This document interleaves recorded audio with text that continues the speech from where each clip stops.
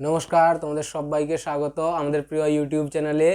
আজকে 24শে ডিসেম্বর, আজকের current affairs আমরা শুরু করে দেবো। তার আগে ইম্পর্টেন্ট ফ্যাক্ট হিসাবে কি জানতে পারবো, কোথায় 57 বছরের পুরানো নেকড়ে বাঘের জীবাশ্ম পাওয়া গেল, তারপরে রাষ্ট্রীয় কৃষক দিবস কবে পালন করা হয়, এই সব গুরুত্বপূর্ণ প্রশ্ন আজকের ভিডিও থেকে আমরা জানতে পারবো। তো চলো শুরু করা যাক আজকের কারেন্ট অ্যাফেয়ার্স। আজকে 24শে ডিসেম্বর। সম্প্রতি কবে রাষ্ট্রীয় কৃষক দিবস পালিত হলো? তাহলে 23শে ডিসেম্বর রাষ্ট্রীয় কৃষক দিবস পালিত হলো। কেন পালিত হয় না, আমাদের দেশের অর্থনৈতিক ব্যবস্থা যে দাঁড়িয়ে আছে তার পিছনে কৃষকদের অবদান কতটা সেইটা বোঝানোর জন্য প্রতি বছর 23শে ডিসেম্বর রাষ্ট্রীয় কৃষক দিবস পালন করা হয়। এবার 23শে ডিসেম্বর পালন করা হয় কেন? 23শে ডিসেম্বর এই জন্যই পালন করা হয় কারণ ভারতের পঞ্চম প্রধানমন্ত্রী চৌধুরী চরণ সিং, যিনি কৃষকদের জন্য অনেক কিছু করেছিলেন কৃষকদের উন্নতির জন্য, তাই তার জন্মদিনে 23শে ডিসেম্বরে রাষ্ট্রীয় কৃষক দিবস পালন করা হয়। যেমন সর্দার বল্লভভাই প্যাটেলের জন্মদিনে রাষ্ট্রীয় একতা দিবস পালন করা হয়, সেরকম ভারতের পঞ্চম প্রধানমন্ত্রী চৌধুরী চরণ সিংয়ের জন্মতিথিতে রাষ্ট্রীয় কৃষক দিবস পালন করা হয়। বেশ, এরপরের প্রশ্ন, সম্প্রতি কোন রাজ্য সরকার জোরপূর্বক ধর্মান্তকরণের জন্য 7 বছর সশ্রম কারাদণ্ড শাস্তি ঘোষণা করলো? তাহলে হিমাচল প্রদেশ জোরপূর্বক ধর্মান্তকরণের শাস্তি হিসাবে 7 বছর সশ্রম কারাদণ্ড ঘোষণা করলো। এবার দেখো, এর আগে উত্তরপ্রদেশে অর্ডিন্যান্স অর্থাৎ অধ্যাদেশ জারি হয়েছিল যে জোরপূর্বক ধর্মান্তকরণের জন্য শাস্তি হবে। এবার এখানে হিমাচল প্রদেশ একদম সেই শাস্তিটা ডেফিনাইট করে দিল যে 7 বছর সশ্রম কারাদণ্ড হবে জোরপূর্বক ধর্মান্তকরণের জন্য। তাহলে হিমাচল প্রদেশ করেছে। হিমাচল প্রদেশ সম্পর্কে জানবো। হিমাচল প্রদেশের রাজধানী কি? সিমলা। হিমাচল প্রদেশের বর্তমান চিফ মিনিস্টারকে জয়রাম ঠাকুর, আর হিমাচল প্রদেশের বর্তমান গভর্নরকে ভান্ডারু দত্তাত্রেয়। এবার হচ্ছে কি, হিমাচল প্রদেশ হচ্ছে এমন রাজ্য যেখানে 100% ঘরেই এলপিজি কানেকশান হয়ে গেছে। তাহলে হিমাচল প্রদেশে 100% ঘরেই এলপিজি কানেকশান হয়েছে। এরপর দেখো, চামড়া সহ 57,000 বছরের পুরানো সংরক্ষিত নেকড়ে বাচ্চা কোথায় পাওয়া গেল? তাহলে চামড়া সহ 57 বছরের পুরনো সংরক্ষিত নেকড়ে বাচ্চা পাওয়া গেল কানাডাতে। এবার দেখো, কানাডাতে পাওয়া গেল, তাহলে এটা 57,000 বছরের পুরানো বলে পুরাতাত্ত্বিকরা অনুমান করেছেন। এবার কানাডাতে যখন পাওয়া গেল, কানাডার ক্যাপিটাল কি? ওটোয়া। কানাডার মুদ্রা কি? ডলার। আর কানাডার বর্তমান প্রধানমন্ত্রীকে জাস্টিন ট্রুডো। এবার দেখো, সম্প্রতি কোন ভারতীয় সঙ্গীতকারকে ইউএর আইকন অ্যাওয়ার্ড পেলেন? শঙ্কর মহাদেবন। ইউকের আইকন অ্যাওয়ার্ড পেলেন শঙ্কর মহাদেবন সঙ্গীতকার। এবার দেখো, ইউকের পেলেন, তাহলে ইউকের রাজধানী কি? লন্ডন। ইউকের মুদ্রা পন্ড স্টার্লিং। আর ইউকের বর্তমান প্রাইম মিনিস্টার বরিস জনসন, যিনি প্রজাতন্ত্র দিবসে প্রধান অতিথি হিসাবে আসার কথা যার, কিন্তু তার এই ভারত সফর ক্যান্সেল হওয়ার কথা ঘোষণা করেছে, কারণ ইউকেতে এখন মিউটেটেড যে করোনা আছে তার প্রভাব অনেক বেশি, তার জন্য বরিস জনসনের ভারত ট্যুর ক্যান্সেল হবে। এরপর হচ্ছে, কোন ব্যাডমিন্টন প্লেয়ার 5 বছরের জন্য ব্যান হলেন? তাহলে রাশিয়ার Nikita Khakimov. Badminton player, doubles badminton player Nikita খাকিমোভকে 5 বছরের জন্য ব্যান করলো ওয়াডা। কেন না, তিনি ফিক্সিংয়ের সঙ্গে যুক্ত হয়েছেন এবং তার উপযুক্ত প্রমাণ পেয়েছে। এবার রাশিয়ার প্লেয়ার ছিলেন নিকিতা খাকিমোভ। তাহলে রাশিয়া সম্পর্কে জানবো। রাশিয়ার রাজধানী কি? মস্কো। রাশিয়ার মুদ্রা রুবেল। আর রাশিয়ার বর্তমান প্রেসিডেন্টকে ভ্লাদিমির পুতিন। এরপর চলে যাব আমরা। এরপরে দেখো, সম্প্রতি জনরসাই প্রকল্প কে চালু করলেন? তাহলে জনরসাই প্রকল্প চালু করলেন ক্রিকেটার তথা এমপি গৌতম গম্ভীর দিল্লিতে।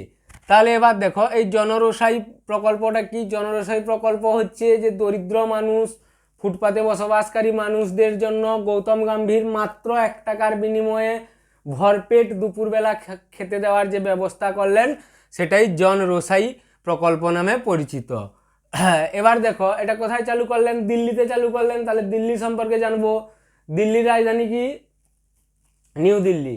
দিল্লির বর্তমান সিএম কে? দিল্লির বর্তমান সিএম অরবিন্দ কেজরিওয়াল। দিল্লির বর্তমান ডেপুটি সিএম মনীষ সিসোডিয়া। আর দিল্লির বর্তমান এলজি লেফটেন্যান্ট গভর্নর অনিল বাইজল। তাহলে দিল্লি সম্পর্কে আমরা এই তথ্য জানলাম। দিল্লির নাম কবে নিউ দিল্লি হয়? দিল্লির নাম নিউ দিল্লি হয় 1930 সালে। এবার কলকাতা থেকে দিল্লিতে কবে রাজধানী স্থানান্তরিত হয়? 1911 সালে বঙ্গভঙ্গ রদ হওয়ার পর। তাহলে এই প্রশ্ন থেকে আমরা এই তথ্য জানতে পারলাম। এরপরে সম্প্রতি কোন রাজ্যের জুনিয়র ডাক্তাররা স্টাইপেন্ড বৃদ্ধির দাবিতে ধর্মঘট করলেন? তাহলে বিহারের যারা জুনিয়র ডাক্তার আছেন তারা স্টাইপেন্ড বৃদ্ধির দাবিতে ধর্মঘট ঘোষণা করলেন। বর্তমান তাদের স্টাইপেন্ড কত আছে? পোস্ট গ্রাজুয়েট লেভেলের জন্য 3টা স্কেল থাকে, 50,000, 55,000 আর 60,000 প্রতি মাসে। তারা সেই স্কেলটাকে বাড়িয়ে 80,000, 85,000 আর 90,000 করার জন্য আবেদন করেছেন বিহারের জুনিয়র ডাক্তাররা যারা পিজি পোস্ট গ্রাজুয়েট পড়ছেন। এবার দেখো বিহারে হলো, বিহার সম্পর্কে জানবো। বিহারের রাজধানী কি? পাটনা। বিহারের বর্তমান মুখ্যমন্ত্রীকে নীতিশ কুমার, আর বিহারের রাজ্যপাল হচ্ছেন ফাগু চৌহান। বিহারের পূর্ব নাম কি ছিল? মগধ। আমরা পড়েছি ছোটবেলায় ষোড়শ মহাজন পদের মধ্যে মগধের উত্থানের কারণ। বেশ, এরপরে সম্প্রতি কোন রাজ্যের জজ সাসপেন্ড হলেন? উত্তরাখণ্ডের দেরাদুন জেলা আদালতের বিচারপতি বা জজ সাসপেন্ড হলেন। কেন না ওনার সাসপেন্ড হওয়ার পিছনে কারণ কি? ওনার সাসপেন্ড হওয়ার পিছনে কারণ হচ্ছে যে সরকারি জজের যে বোর্ড থাকে সরকারি গাড়িতেই ওটা লাগাতে হয়, তিনি তার পার্সোনাল গাড়িতে ওই সরকারি বোর্ড ইউজ করেছিলেন, সেই জন্যই তাকে সাসপেন্ড করেছেন উত্তরাখণ্ডের হাইকোর্টের বিচারপতি।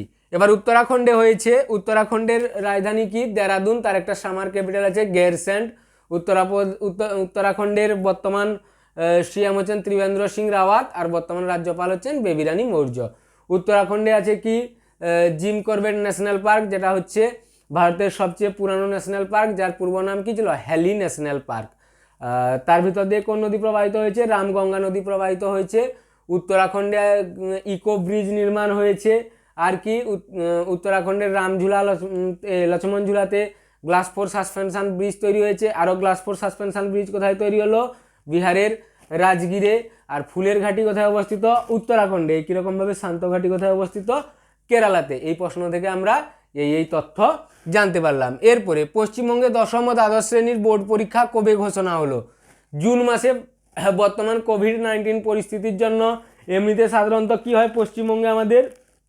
ফেব্রুয়ারি মাসে মাধ্যমিক পরীক্ষা এবং মার্চ মাসে উচ্চ মাধ্যমিক পরীক্ষা হয়, কিন্তু এবারে কোভিড-19 পরিস্থিতির জন্য পঠন পাঠন না হওয়ার জন্য সেটা জুন মাসে ট্রান্সফার হয়েছে, সিলেবাস কমেছে এবং তার জন্য কি হয়েছে? যে পশ্চিমবঙ্গের রাজ্য সরকার আছেন দ্বাদশ শ্রেণীর প্রত্যেক ছাত্রছাত্রীকে 10,000 টাকা করে দেবেন ট্যাব কেনার জন্য, যাতে তাদের পড়াশোনায় কোনো ক্ষতি না হয়। তাহলে এই ঘোষণা করেছেন কে? এই ঘোষণা করেছেন শিক্ষামন্ত্রী পার্থ চট্টোপাধ্যায়। বেশ, এবার পশ্চিমবঙ্গের রাজধানী কি? কলকাতা। কলকাতা কোন নদীর তীরে অবস্থিত? ভাগীরথী হুগলি নদীর তীরে অবস্থিত। কখনোই গঙ্গা বলবে না, হুগলি নদী বা ভাগীরথী হুগলি নদী বলবে। এর একটা ইন্টারেস্টিং ফ্যাক্ট আছে, এখানে গঙ্গা আবার কি ভাগীরথী নামে পরিচিত আমাদের পশ্চিমবঙ্গে, আবার উত্তরাখণ্ডে ভাগীরথী নদী গঙ্গা নামে পরিচিত। এই সম্পর্কে ডিটেলস জানতে হলে আমাদের প্লেলিস্টে গিয়ে গঙ্গা নদীর গতিপথ সম্পর্কে ভিডিও দেখবে, সেখানে ডিটেলসে বুঝতে পারবে গঙ্গা নদী কিভাবে উৎপত্তি হয়েছে, কোথা থেকে এসেছে, কোন কোন নদী মিলিত হয়ে কার মিলিত প্রবাহ গঙ্গা নামে প্রবাহিত হয়েছে। বেশ, এবার পশ্চিমবঙ্গের রাজধানী হলো কলকাতা। পশ্চিমবঙ্গের মুখ্যমন্ত্রী মমতা বন্দ্যোপাধ্যায়, আর পশ্চিমবঙ্গের রাজ্যপাল জগদীপ ধনখড়। বেশ, এরপরে ক্যাবিনেট কোন সংস্থায় 100% এফডিআই এর মঞ্জুরি দিল? DTH services. আচ্ছা, এফডিআই এর পুরো কথা কি? ফরেন ডাইরেক্ট ইনভেস্টমেন্ট, অর্থাৎ বিদেশি বিনিয়োগ। পুরোটাই বিদেশি বিনিয়োগ হবে কোথায়? ডিটিএইচ সার্ভিসে। বেশ, আজকের ভিডিও এই পর্যন্তই।